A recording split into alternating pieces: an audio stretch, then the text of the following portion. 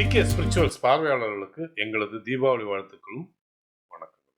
தனுசு ராசி நேயர்களுக்கு இந்த ஐப்பசி மாதம் முற்பகுதி சுமாரானதாகவும் பிற்பகுதி யோகமானதாகவும் விளங்கும்.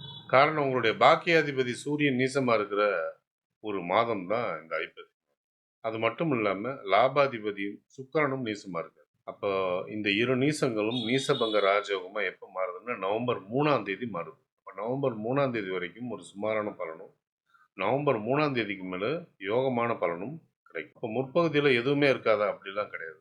குரு உச்சமாக உங்களுடைய அஷ்டமஸ்தானத்தில் குரு உச்சமாக இருக்கிறதுனால குடும்பத்தில் கூச்சல் குழப்பங்கள் இருந்தாலும் பொருள் வரவு தடையறாது இருக்கும். ஏன்னா அது பணபரம்னு சொல்லக்கூடிய இடத்துல இருக்கிறதுனால உங்களுக்கான பொருள் வரவு நல்லாவே இருக்கும்.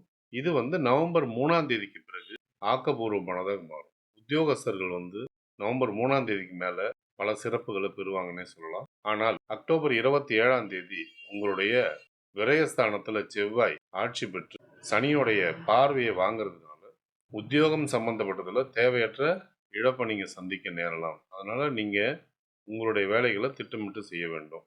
திட்டமிடாத காரியங்களில் உங்களுக்கு இழப்புகள் ஏற்பட வாய்ப்பு உண்டு. ஆனால் 3ல் இருக்கிற சனியும் ராகுவும் உங்களுக்கு ஆதாயத்தை கொடுத்துட்டு தான் இருக்கு. அதனால 3ல் இருக்கிற ராஜயோக சனியால் உங்களுக்கு பாதிப்புகள் வெகுவாக குறையும்னாலும் நீங்கள் இழப்புகளை தவிர்க்கிறது இதை கவனத்தில் வச்சு செயல்பட வேண்டியது நல்லது.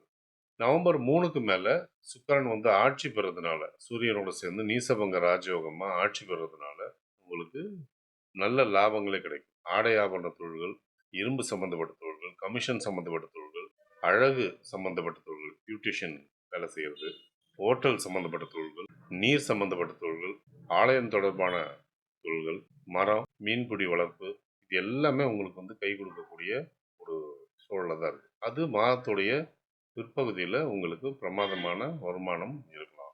கட்டுமான தொழிலில் இருக்கக்கூடியவங்களோ அல்லது செங்கல் மணல் விஷயத்தை ஹேண்டில் பண்ணுறவங்களோ, அப்பார்ட்மெண்ட்ஸ் விற்பனைகள் அது மாதிரி தொழிலில் ஹேண்டில் பண்ணுறவங்களோ, ரியல் எஸ்டேட் ஹேண்டில் பண்ணுறவங்களோ சிறிது எச்சரிக்கையை கடைபிடிக்க வேண்டிய ஒரு நேரம் தான். குடும்பத்தில் மனமகிழ்ச்சி வர்றதுக்கு சிறிது போராட்டம் இருக்கும். அது நவம்பர் 3 வரைக்கும் தான். நவம்பர் 3க்கு மேலே குடும்பத்தில் மனமகிழ்ச்சி கூடும். கணவன் மனைவி உறவில் சந்தோஷமும் கூடும். பிள்ளைகளால் பெருமை உண்டு. பிள்ளைகளுக்கு சிறப்பு நடக்கிற நேரம் தான் அது. திருமண வரன் தேடுற தனுசு ராசிக்காரங்களாக இருந்தால் நவம்பர் 3க்கு மேலே வரன் அமையக்கூடிய சந்தர்ப்பங்கள் உண்டு.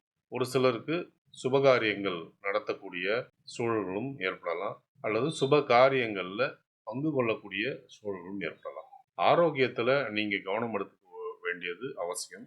ஒரு சிலருக்கு கண் சம்பந்தப்பட்ட பிரச்சனைகள், வயிறு சம்பந்தப்பட்ட பிரச்சனைகள், கை கால் குடைச்சல் இதெல்லாம் ஏற்படுறதுக்கான வாய்ப்பு உண்டு. இது வாழ்க்கை துணைக்கும் பொறுப்பு. பிள்ளைகளுடைய ஆரோக்கியம் சிறப்பாகவே இருக்கும். அவங்களுடைய படிப்பும் சிறப்பாக இருக்கும்.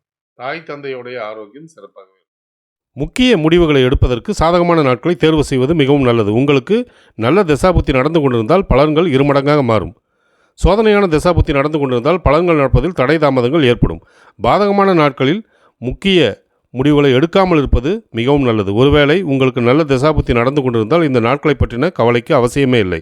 சந்திராஷ்டம தினங்களில் தேவையற்ற பயணங்களையும் தேவையற்ற பேச்சுக்களையும் தவிர்ப்பது நலம். இந்த மாதம் நன்மைகளை நீங்கள் கூட்டிக்கிறதுக்கும் தீமைகளை நீங்கள் குறைச்சிக்கிறதுக்கும் நீங்கள் வழிபடக்கூடிய தெய்வம் திருப்போரூர் முருகன், திருவட்டத்துறை தீர்த்தபுரீஸ்வரர், செவ்வாய் சனிக்கான பரிகாரம்.